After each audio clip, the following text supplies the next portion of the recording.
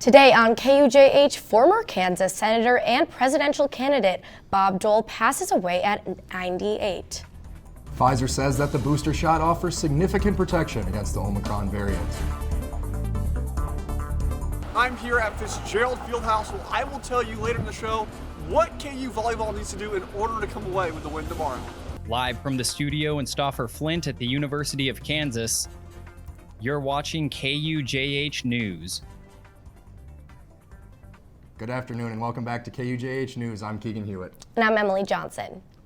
Former Kansas Senator Bob Dole died in his sleep Sunday morning. He was only 98 years old.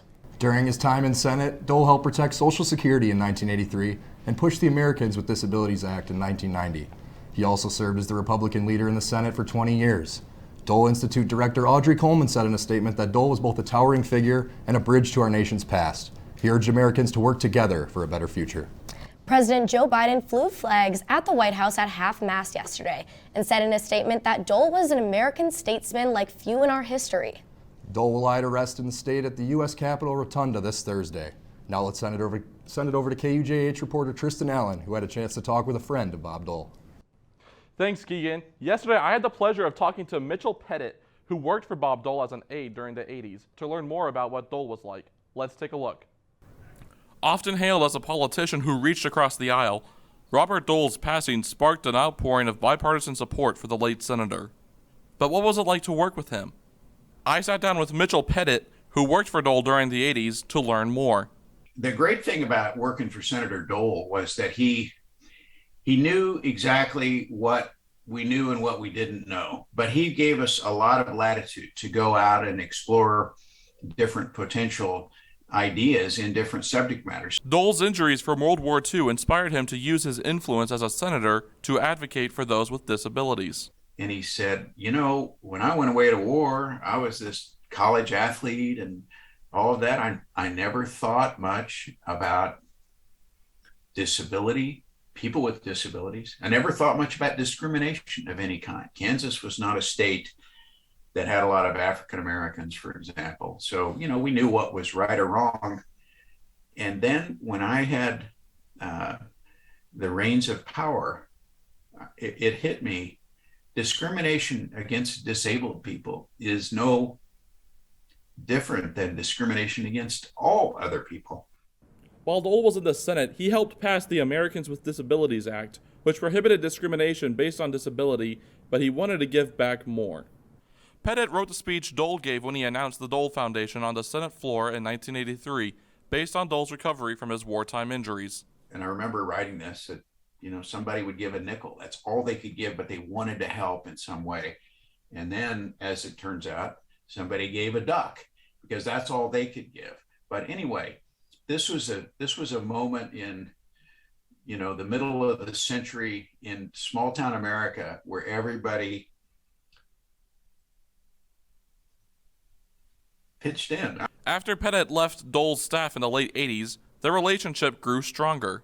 And then particularly as he got older and, you know, was spending more time at home, and, you know, I would go over and spend the afternoon with him and talk about things. And I just don't know that I've been looking for the words to describe how much that relationship meant to me over the years. What was your initial reaction to hearing that Bob Dole passed away? Every time in my life, things that would happen in politics or life that were confusing, I'd call him and you know, we would talk, or I'd see him and we'd talk about these things. And, you know, to lose that in my life, you know, will be profound. But this is Tristan Allen reporting for KUJH News. Thanks, Tristan. Pettit said he plans on making a documentary about Robert Dole in the near future. With the Omicron variant now in the U.S., Pfizer says booster shots offer significant protection. Pfizer and BioNTech released on Wednesday that laboratory tests suggest that 3 doses of their vaccine can protect against Omicron. The company said that tests of blood from people who received only 2 doses found the much lower antibody levels against Omicron compared to those with earlier versions of the virus. The U.S. administered 12.5 million vaccines in the last week, its highest rate since May. Dr. Anthony Fauci continues to push the urgency of booster shots. For me, as a public health person, I just say get your third shot. Forget about what the definition is. I just want to see people be optimally protected. That's what I'm concerned about. And for me, that's unequivocally and unquestionably getting a third shot boost. 60% of all Americans are now fully vaccinated, but the push towards a fully vaccinated country is still on the forefront. The University of Kansas has paused its COVID-19 vaccine mandate for employees after an injection by the federal judge in Georgia. Employees are no longer required to be vaccinated effective immediately. As of now, 83% of KU's employees have uploaded documentation confirming that they have been vaccinated. New York Governor Kathy Hochul has declared a state of emergency ahead of potential COVID-19 spikes. This comes as the Delta and Omicron variants are circulating. The declaration, which went into effect on December 3rd, will allow the state to acquire pandemic fighting supplies, increase hospital capacity, and fight potential staffing shortages. Also in New York City, the mayor calling a new private sector vaccine mandate a preemptive strike against the possibility of future lockdowns. The actions we're taking today is a preemptive strike. Get ahead of this problem before it deepens and use the thing that works, vaccination. Intense rain and relentless winds have slammed Hawaii early this week, with Monday becoming the second wettest day in the history of Honolulu. The rain left parts of the state under the threat of, quote, significant and life-threatening flooding, end quote, said the National Weather Service in Honolulu. It was enough that the National Weather Service issued a blizzard warning, as falling snow created dangerous conditions on top of mountains. Power has now been restored to parts of downtown Honolulu after many different instances of power outages, but many residents and businesses still remain without power. Now Halen Wilhite will join us with a quick weather report. Hey Keegan, so snow in Hawaii, yeah, it's a little weird, but usually those mountaintops are about 13,000 feet in elevation, so of course snow can happen up there. And as for snow for us, it's been pretty dry so far. We haven't really seen too much snowfall being fallen in parts of in the United States. And here's just a comparison of the years of 2019 to 2021. And so far, this will be 2019 seeing plenty of snow, and 2021, it's still not here. But we're looking ahead to see a possible system, or even by Friday, to see some snowfall, at least drop some snow in portions of the Rocky Mountains up towards the upper Midwest as well. But so far for snow for us, we're looking to stay a little bit more on that drier side and on that warmer side for the next couple of days. But got to be taking a look outside our Lawrence cam, although cams aren't going to be not working right now, as right now we're actually going to be experiencing mostly sunny skies out there right now, and temperatures still not 77 degrees, but going to be feeling, at least temperatures are still hanging out in those lower 50s for a majority of this region. And so far wind speeds are blowing at about between 5 to 10 miles from the southeast, and looking to continue to kick up a little bit once we get on further into tonight. But so far a lot of this data, it's a little off whack right now, but take my word for it, it does not feel like 77 degrees out there, and we're not experiencing any kind of wind chill stuff out there. But so far satellite, we're still dealing with a little bit of some mostly clear skies, but looking ahead for tonight, going to be seeing some clouds starting to influx into the area for the rest of this evening. But still looking ahead for tonight, or at least in the next couple of days, a couple of highlights we're going to be talking about today. We've got warmer weather ahead for us in the next couple of days, but looking ahead for Friday, going to be seeing a strong cold front pushing in through the area, but also going to be looking ahead again for next week, seeing even more some warm weather for us, and still looking to stay more on that drier side. Thanks, Halen. I'm really looking forward to some of those warmer temperatures, that's for sure.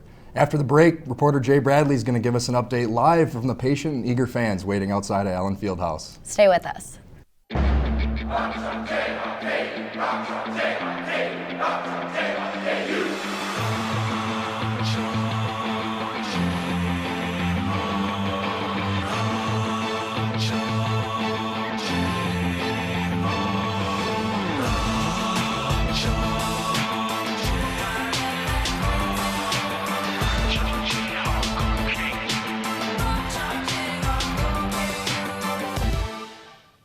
Following a diversity and inclusion module for students, KU has released a new module for faculty and staff. The new module is meant to increase self-awareness, foster diversity and inclusion, as well as equality belonging among KU faculty and staff.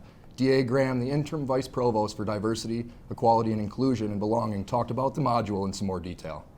It's a foundational understanding that we all are operating from the same terminology, the same understanding. And then the goal is to build on that foundation as we go forward with more robust training.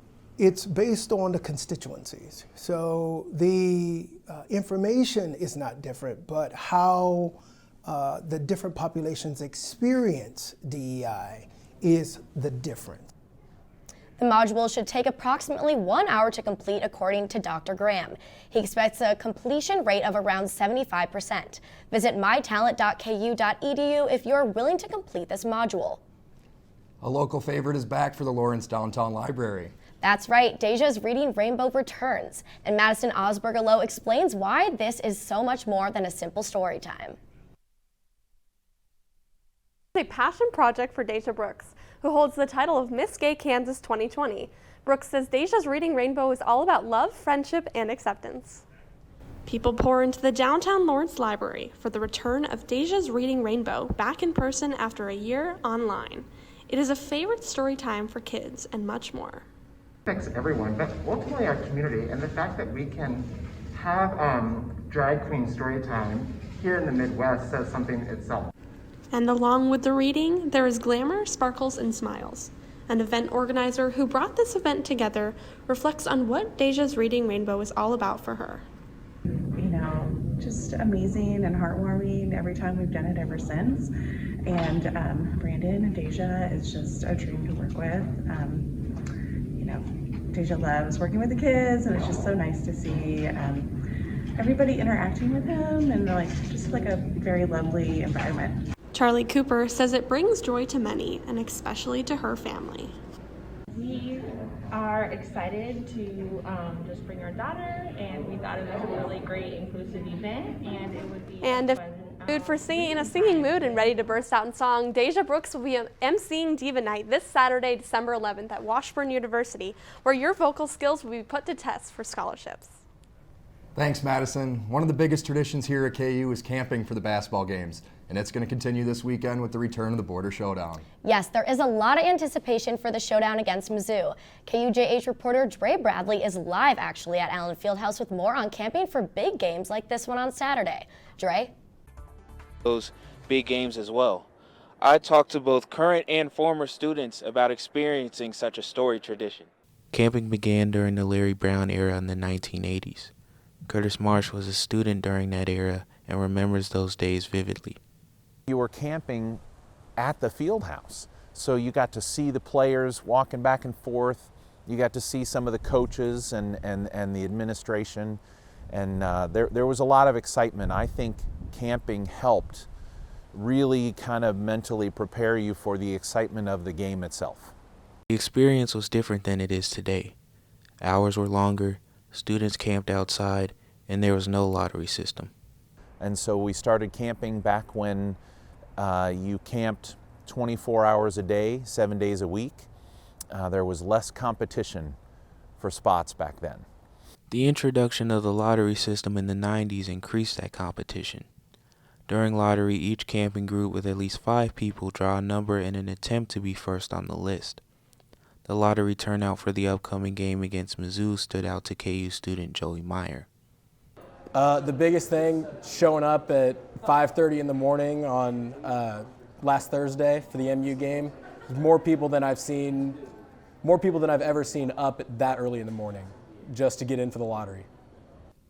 The tradition has evolved over the years, but the goal has not, which is to get the best seats for the biggest games of the year. This student picked the game against Mizzou as his first camping experience. We started camping because I wanted a good spot for this game, because I feel like history is going to be made. I don't know what history, but some sort of history. And it's the first time I've ever done camping, and I wanted it to be a game that was special, and I think this is the perfect one for it. Camping even has its impact on people who aren't into basketball as much. It's really cool. I've never really been into basketball before, so the whole experience of not just going to the games but also camping for them really adds to the whole experience of basketball. But whether you're a first-time camper or not, Marsh's advice remains the same. Remember that you're doing it so that you can enjoy an experience that is like no other. So it's worth it. All the challenges that you face organizing your group and dealing with the logistics of actually getting the seats that you want. So keep in mind with all the challenges that the reward is huge. Doors close at Saturday morning for the game, for the Mizzou game, and student doors open at 12:15. Now back to you, Keegan and Emily. Thanks, Dre. After the break, Halen Wilhite will give us an update on those warmer weather coming up this week. Stay with us.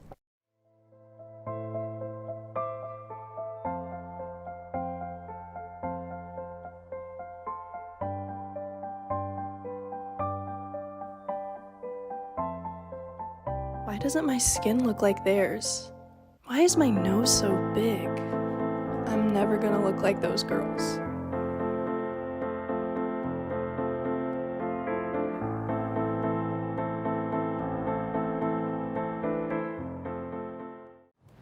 You may not hear it at first, but it's there. Our chant, rising.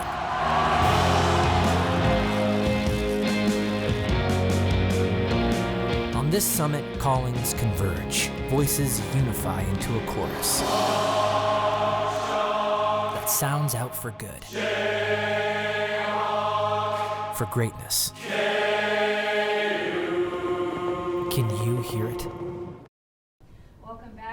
Good evening, everyone. Temperatures are really starting to get a little bit more on that warmer side in the next coming of days, but looking ahead, going to be seeing or watching for a cold front going to be pushing through the area, but also looking ahead for next week, going to be also at least having a little bit of a cool down before we finally see even more weather ahead for us going into next week. But so far, temperatures are still hanging out in those lower 50s for a majority of us, still 51 degrees in Lawrence, 56 degrees in Wichita, but 44 degrees to our north in Omaha, and 35 degrees in Des Moines, Iowa. And so far, weather patterns, not really seeing too much happening in the central Midwest, although seeing a little bit more active weather off towards the East Coast, and going to be continuing to see pretty dry patterns for the next couple of days. But so far, satellite right now starting to pick up a little bit of some clouds moving in to the area, and we'll continue to see clouds starting to build up for a majority of this evening. But right now, it is still 54 degrees right now with mostly sunny skies, very mild out there, very enjoyable as well.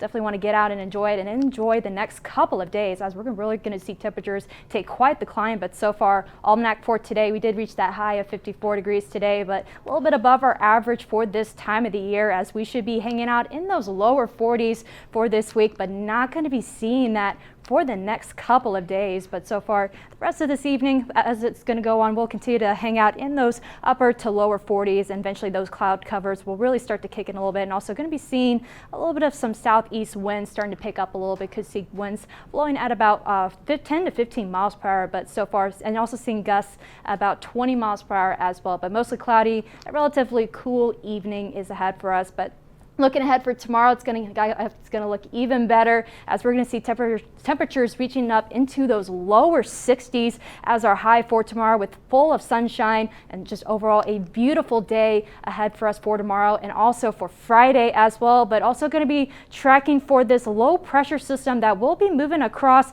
the region between now and Friday, and we will see a cold front really start to swing on through, and we'll see temperatures at least break down from those lower 70s into those upper 40s by Friday evening, and going into the weekend going to be a little bit more of a cooler start. But so far, most of the active weather, at least rain associated with the system, will stay off to the north, as well as snow accumulations as well. But here's another look at that. I'm also looking at another chance for some rain, at least some precipitation going into next week, as well, as we'll continue to see those temperatures really stay more on the above average side. And here's what Climate Prediction Center has said for the 8 to 14 day outlook, seeing quite a bit of above average temperature for a majority of the United States, especially parts of the central and east parts of the United States, and off to the west a little bit more cooler than average. But overall, still going to be continuing to see much warmer weather ahead for us. As taking a look at the 7 day, not a drop of rain in sight, although as I mentioned before, maybe going into Wednesday we could see a little bit of some precipitation with another cold front system going to be pushing on around 3, but overall going to hang out in those lower to mid 60s for the next couple of days, and then by Saturday, a little bit more on that cooler side in those upper 40s, and then we're really going to climb back up into those lower 70s going into next week, and going to feel way above average for next week, but still going to be relatively pleasant weather, and definitely want to get out and enjoy it while it lasts. That's all for this weather forecast. Stay tuned for more KUJH News. Where you go to college makes a statement about you. This place will become a part of you, your identity for life.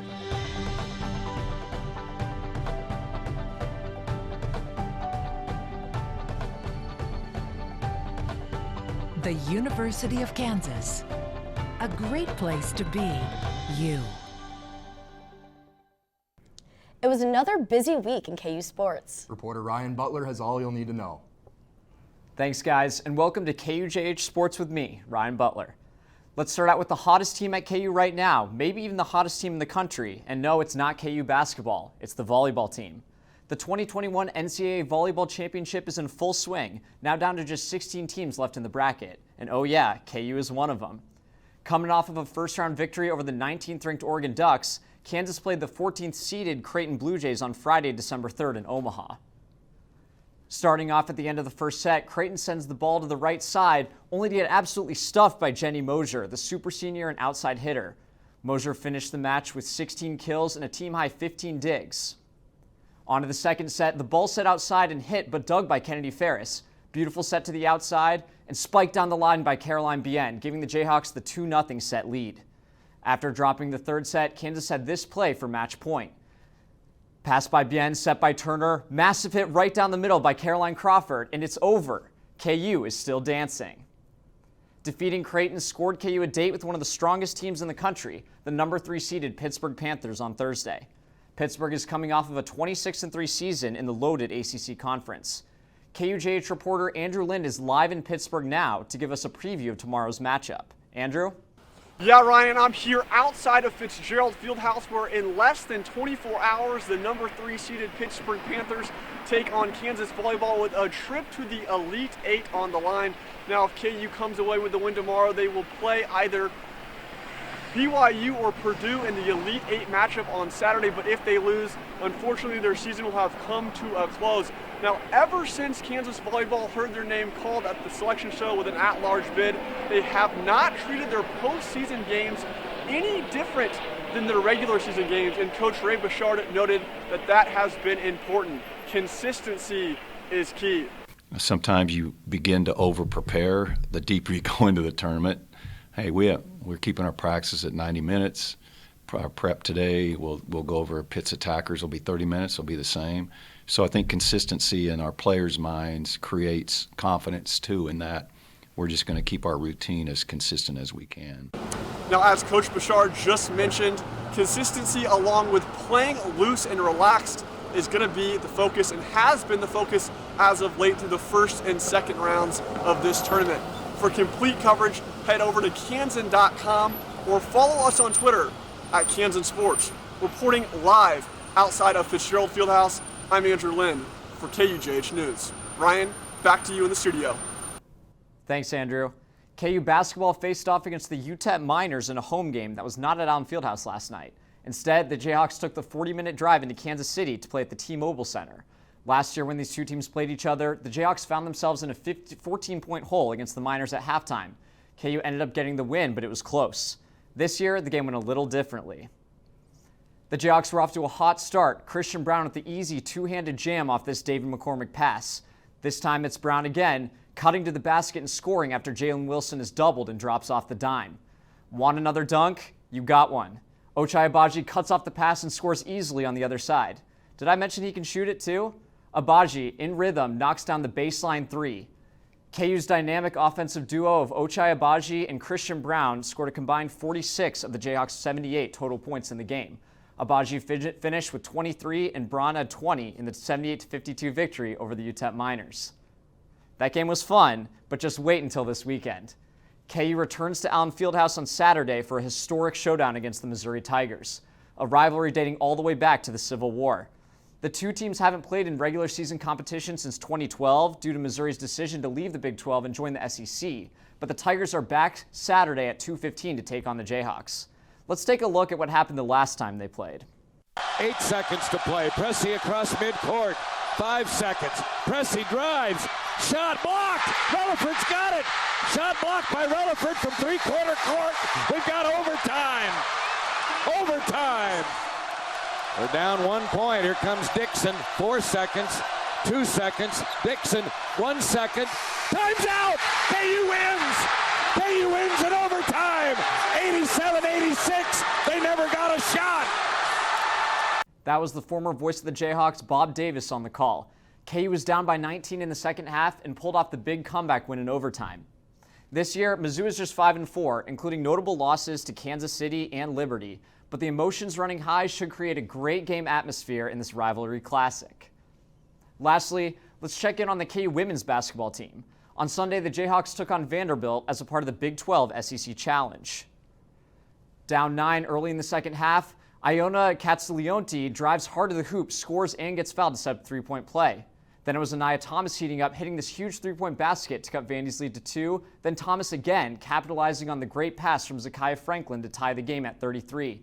Fast forward to the fourth quarter, Jayhawks up 3. Holly Kerskeeter uses the screen to perfection and hits the elbow jumper. Next up was Thomas again, knocking down a huge bucket to give the Jayhawks the 6-point lead with less than 2 minutes to go. Jayhawks win 74-67, led by Kerskeeter's 16 points.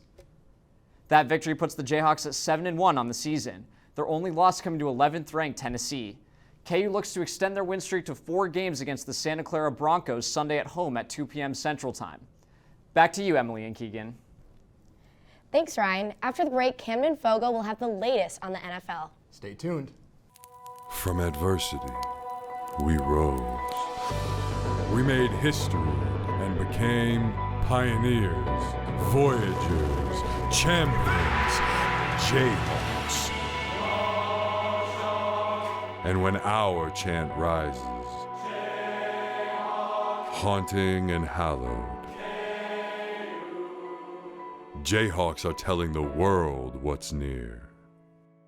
Victory. Welcome back to KUJHNews. I'm Camden Fogo. The Broncos took on the Chiefs Sunday night. Patrick Mahomes had a touchdown run in the first quarter, setting the Chiefs up 7-0 early in the game. With the Broncos down 10-3, the Chiefs defense stopped the Broncos on 4th and 2, just 7 yards from the end zone. With a chance to get the game within 3, Broncos safety Caden Stearns was pushed into returner Deontay Spencer, forcing a fumble. Kansas City recovered the ball and extended the lead to 16-3 with a field goal. On the Broncos' next drive, quarterback Teddy Bridgewater threw an interception and Daniel Sorensen returned for a 75-yard touchdown, putting the Chiefs up 22-9 with just under 10 minutes left. The Chiefs stopped the Broncos just short of a first down on a final 4th and 8 attempt to end the game. With snow flurries and 20 to 50 mile-per-hour winds, the Patriots managed to secure a 14-10 win against the Bills Monday night. Quarterback Mac Jones went 2 for 3 for 19 yards, making it the fewest passes in Patriots history. The Patriots went up 8-0 in the first quarter after Damian Harris scored a 64-yard touchdown, which is the longest run by a Patriots player since 1997. They also successfully completed a 2-point conversion.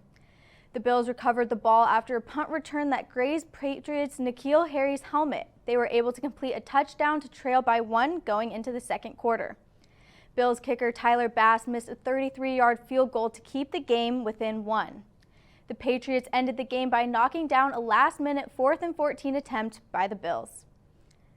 That's all I have for the NFL this week. Stay tuned for After the Break, where Keegan Hewitt will have more on a Lawrence Light Festival.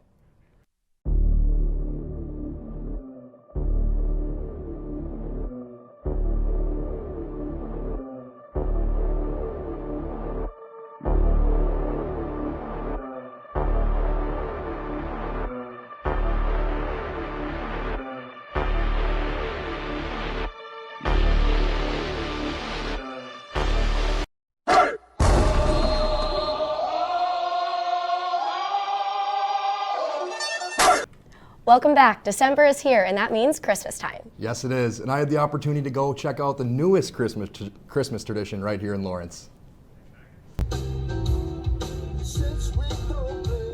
Planning for the Lawrence Lights dated all the way back to the beginning of last year when Lawrence's Sertoma Club, which stands for Serve to Mankind, was working to find a way to still hold an event during the pandemic. We quickly learned that we couldn't do it alone. At this point is when the Sertoma Club reached out to Bob Hulls and the Lawrence Board of Realtors for their help in bringing this event to life. Hulls said when he found out he couldn't have been more excited to join in and give back to the community that has supported them. We're off and running, and we have a start and anticipate a long-term relationship and event that will continue to grow each year and become even more valuable to the community. Tom Pollard says he hopes this first-year project can become a tradition for the Lawrence community and that the Lawrence Lights is a place where family and friends can come to enjoy the Christmas spirit coming out of the pandemic. It's going to be a tradition in Lawrence, I hope, for many, many years. Although there is no fee to drive through and attend the lights, they are asking for donations that will be 100% given back to those in the community whose housing and food shortage have been affected by the pandemic. We all have a mission of helping those in our community who just need a little help to kind of get out of a hole. You know, bad things happen to good people, and we need to help them wherever and whenever we can.